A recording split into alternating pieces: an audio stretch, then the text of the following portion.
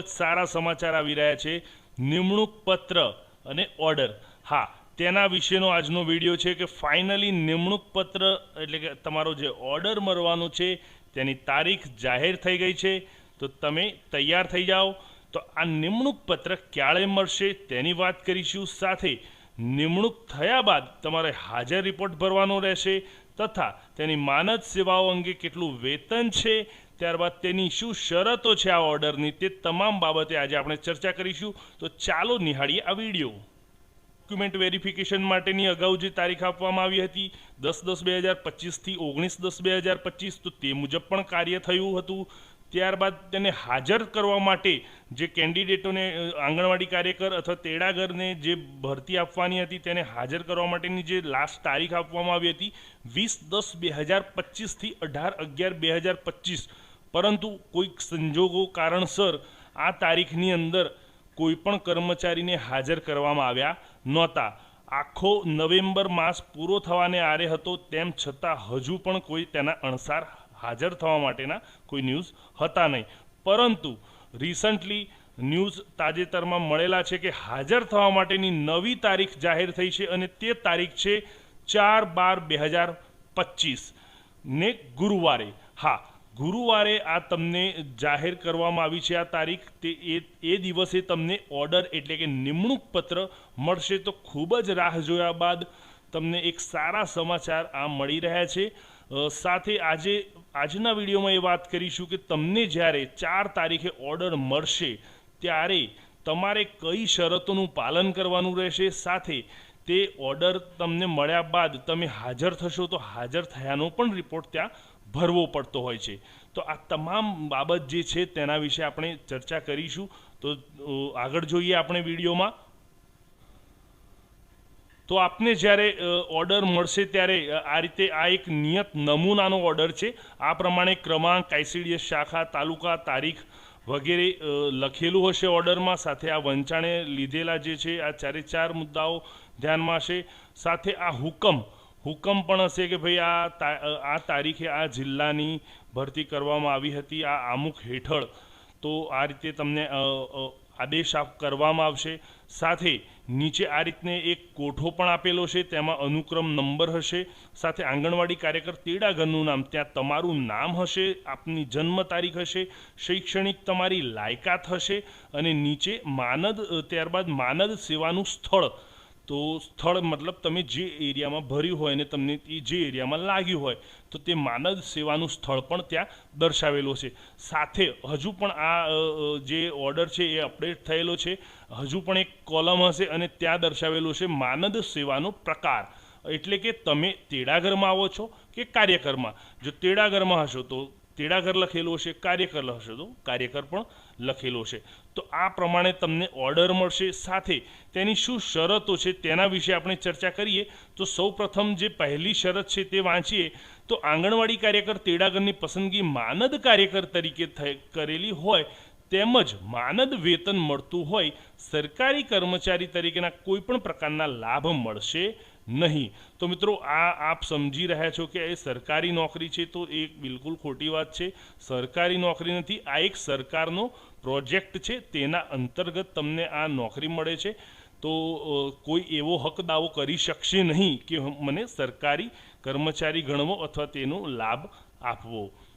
બીજો મુદ્દો જોઈ લઈએ તો નક્કી કરવામાં આવેલ તથા ભવિષ્યમાં નક્કી કરવામાં આવે તેવી વખતોવખતની તાલીમ ફરજિયાત લેવાની રહેશે।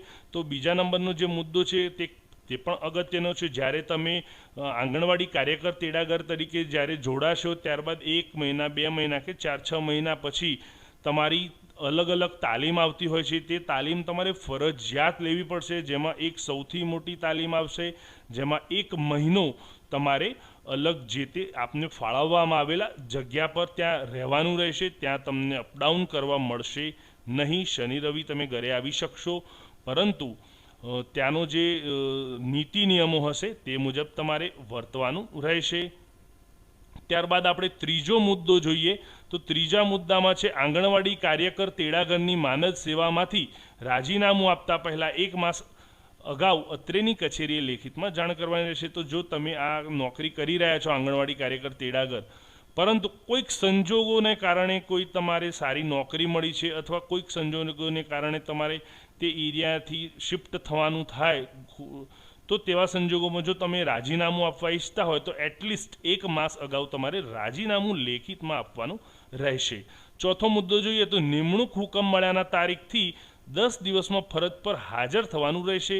સમય મર્યાદામાં હાજર ન થાય તો નિમણૂક આપોઆપ રદ ગણાતી હોય છે. તો મતલબ તમને જે 4મી તારીખથી ઓર્ડર મળશે એટલે કે 14 તારીખ સુધીમાં તમારે જે તે સ્થળ પર હાજર થઈ જવું જરૂરી છે. પરંતુ જો તમે હાજર ન થશો તો તેમ સમજવામાં આવશે કે આ નિમણૂક આપોઆપ રદ થઈ શકે છે. તો તે જ પ્રમાણે 5મો મુદ્દો જોઈએ તો નિમણૂકવાળી જગ્યાએ ફરજો અંગે જે સૂચના આપવામાં આવે તેનું ફરજિયાત પાલન કરવાનું રહેશે અને તેમ નહીં થયેથી નિમણૂક રદ કરી માનદ સેવામાંથી છૂટા કરવામાં આવશે. તો તમને જે કોઈ પણ આઈસીડીએસમાંથી સૂચના આપવામાં આવે તે મુજબ તમારે ફરજિયાત તેનું પાલન કરવાનું રહેતું હોય છે. અધરવાઇઝ તમને ત્યાંથી છૂટા કરવામાં પણ આવી શકે છે. 6થો મુદ્દો જોઈએ તો નિમણૂક તદ્દન હંગામી ધોરણે આપવામાં આવે છે. તો ત્યાં તમને કાયમી ધોરણે કોઈ નિમણૂક આપવામાં આવતી નથી. તો નિમણૂક પામેલા ઉમેદવાર કોઈપણ પ્રકારની ગેરરીતિ, અનધિકૃત ગેરહાજરી, માનદ સેવા શિસ્તના નિયમોનું પાલન ન કરેલ હોય કે અન્ય બિન યોજનાકીય કામગીરી કરતા જણાશે તો તેમને કોઈપણ કારણદર્શક નોટિસ આપ્યા સિવાય માનદ સેવામાંથી મુક્ત કરવામાં આવશે. તો તમારી એવી કોઈ પ્રકારની ગેરરીતિ કે બેદરકારી ધ્યાનમાં આવશે અને જો તેનાથી આઈસીડીએસ વિભાગને કોઈ નુકસાન થતું હશે તો ત્યાં તમને કોઈપણ જાતની કારણદર્શક નોટિસ પણ આપવામાં આવશે નહીં, તમને તાત્કાલિકપણે છૂટા કરવામાં આવશે. 7મો મુદ્દો તો આંગણવાડી કાર્યકર તેડાગર વિરુદ્ધ કોઈપણ પ્રકારની કોર્ટ મેટર ઊભી થશે તો તેઓની માનદ સેવા સમાપ્ત થશે. તો કોર્ટ મેટર થશે તો તમને ત્યાં પણ છૂટા કરવામાં આવી શકે છે. 8મો મુદ્દો આંગણવાડી કાર્યકર તરીકેની પસંદગી જે તે ઘટકના સંબંધિત આંગણવાડીના ગામ કે વોર્ડ વિસ્તારના સ્થાનિક રહેવાસી તરીકે થયેલ હોય અન્ય કોઈ પણ જગ્યાએ બદલી કરી શકાશે નહીં.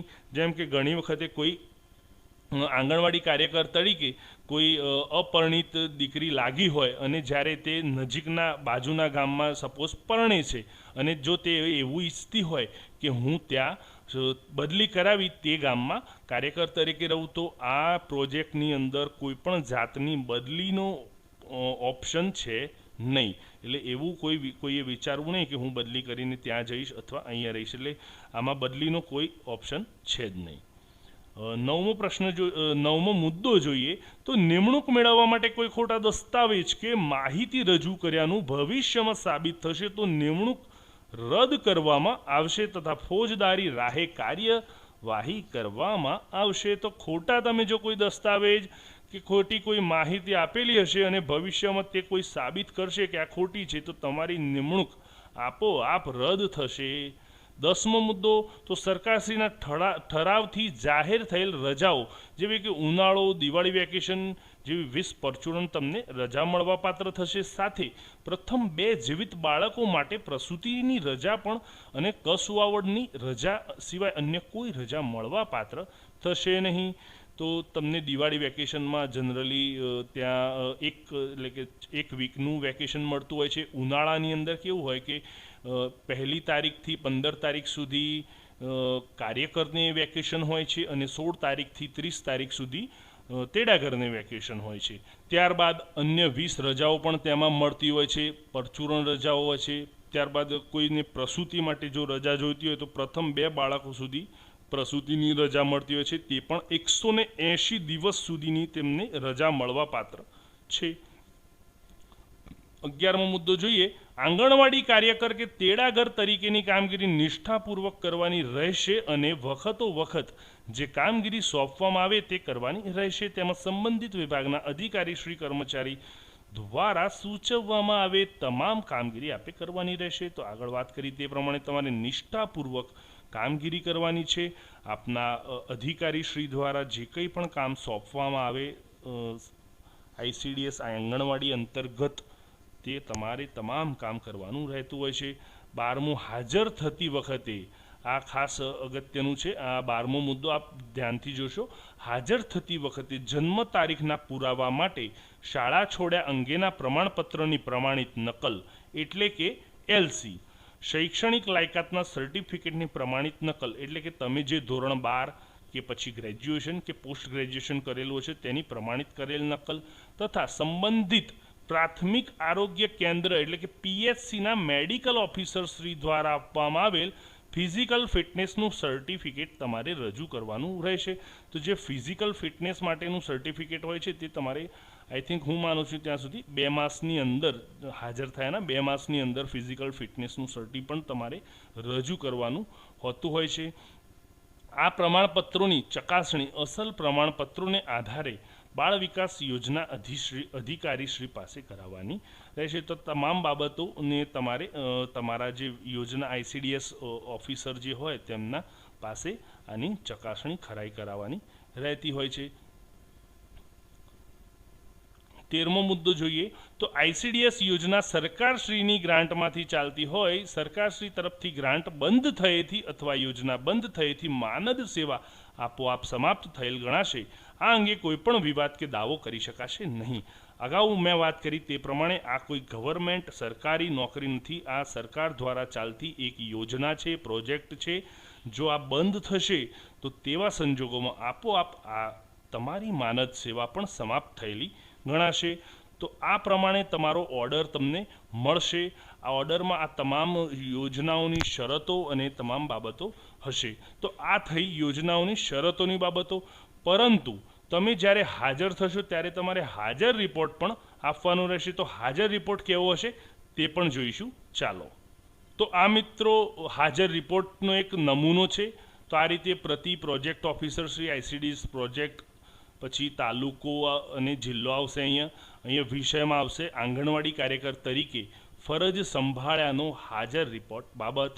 તો અહીંયા આપણે આ રીતે લખીશું, સાહેબશ્રી ઉપરોક્ત વિષયક વિનમ્ર અરજ છે કે આપને આપના આદેશ નંબર એટલે કે ત્યાં જે આંગણવાડીનો આપણો જાહેરાતનો નંબર છે ત્યાં, અથવા તો તમારો જે તમને નિમણૂક પત્ર મળ્યો છે તે, તો તારીખ અહીંયા આપણે જે હાજર થવાની છે તે તારીખ લખવાની મુજબ આંગણવાડી ક્રમાંક, તમારો જે એરિયાનો ક્રમાંક હોય તે, અને ગામ વોર્ડ જે આવતું હોય તે પ્રમાણે ખાતે આંગણવાડી કાર્યકર તરીકે નિમણૂક પત્ર મળેલ છે। આ જ તારીખે હું ઉપરોક્ત આંગણવાડી કેન્દ્રમાં નિયમિત રીતે હાજર થઈ પ્રાથમિક ફરજ સંભાળી છે બાબતોનો આ હાજર રિપોર્ટ સવિનય અર્પણ કરું છું। ત્યારબાદ નીચે તમારી જે માહિતી હશે, અહીંયા પાસપોર્ટ આધાર કાર્ડ મુજબ કરતાં તમે એચએસસી અથવા મતલબ ધોરણ 10 અથવા 12 મુજબ તમે અહીંયા તમારું નામ લખી શકશો। બીજો નંબર છે પિતા અથવા પતિનું નામ। તો તમે ફોર્મ જે પ્રમાણે ભર્યું હોય એમાં સૌપ્રથમ જે બાદમાં તમારા બાદમાં જેનું નામ હોય તે લખશો। અહીંયા સરનામામાં ગામ, શહેર, તાલુકો, જિલ્લો, પિનકોડ। ચોથો નંબર છે તમારી જન્મ તારીખ, એલસી પ્રમાણે લખશો।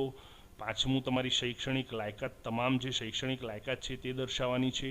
છઠ્ઠા નંબર પર તમારો નિમણૂક પત્ર, તમને જે ઓર્ડર મળ્યો હશે તેના ઉપર એક નિમણૂક પત્ર હશે, તે નંબર હશે તે અહીંયા આપણે નોંધવાનો છે। ત્યારબાદ નિમણૂક પત્ર મળ્યાની જે તારીખ છે તે અહીંયા દર્શાવવાની રહેશે। ફરજ સંભાળ્યાની તારીખ, તો તમારે અહીંયા ફરજ સંભાળ્યાની તારીખ એટલે તમે જે જોઈનિંગ કરી છે તે ડેટ અહીંયા દર્શાવવાની રહેશે। આંગણવાડીનો જે ક્રમાંક હતો જાહેરાતનો તે અહીંયા દર્શાવવાનો રહેશે। 10મા નંબરમાં આંગણવાડીનું સ્થળ અથવા ગામ વોર્ડ જે તમારે આવતું હોય તે અહીંયા દર્શાવવાનું રહેશે। અને લાસ્ટમાં હું નીચે હસ્તાક્ષર કરનાર અરજદાર જણાવું છું કે મેં સરકાર તથા આઈસીડીએસ યોજનાના બધા નિયમો અથવા શરતો જાણ્યા છે તથા એમનું પાલન કરવા બંધિત છું। આ દર્શાવી તમે નીચે તારીખ લખી શકો છો અને સ્થળ લખી શકો છો। ત્યારબાદ અહીંયા અરજદારના હસ્તાક્ષર આવશે અને તમારું અહીંયા પૂરું નામ આવશે। એના બાદ નીચે ફોર ઓફિસ યુઝ ઓનલી જે છે તેમાં ડેટ આવશે અહીંયા કઈ કે જે તમે હાજર થયા હોય તે, અને કાર્યકરશ્રી અહીંયા તમારું નામ આવશે। એ આંગણવાડી ક્રમાંક કયો છે, ક્રમાંક જે, અને ગામ વોર્ડ જે હોય તે ખાતે ફરજ સંભાળ્યાની નોંધ લેવાય છે। આ રીતે તમારા જે પ્રોજેક્ટ ઓફિસર હશે તે અહીંયા તેમનું નામ લખી હસ્તાક્ષર કરી અહીંયા સીલ કરશે। આ પ્રમાણે તમારો જે હાજર રિપોર્ટ, જોઈનિંગ રિપોર્ટ આ પ્રમાણેનો હશે। તો આ પ્રમાણે આપે તમારો હાજર રિપોર્ટ ભરવાનો રહેતો હોય છે. તો મિત્રો, આજે આપણે વાત કરી હાજર થયાના રિપોર્ટ અંગે, હાજર થવાની તારીખ અંગે, તમારે કઈ શરતોનું પાલન કરવાનું છે તે તમામ બાબતે આજે આપણે આ વિડીયોમાં જોયું. મારો વિડીયો આપને પસંદ પડ્યો હોય તો જરૂરથી લાઈક કરશો અને ચેનલને સબસ્ક્રાઈબ કરવાનું ભૂલશો નહીં. અને ટૂંક જ સમયમાં આપને આંગણવાડી કાર્યકરની રજાઓ વિશે વિગતે ચર્ચાનો એક વિડીયો બનાવીશું. જોડાયેલા રહો અમારી ચેનલ સાથે. ધન્યવાદ.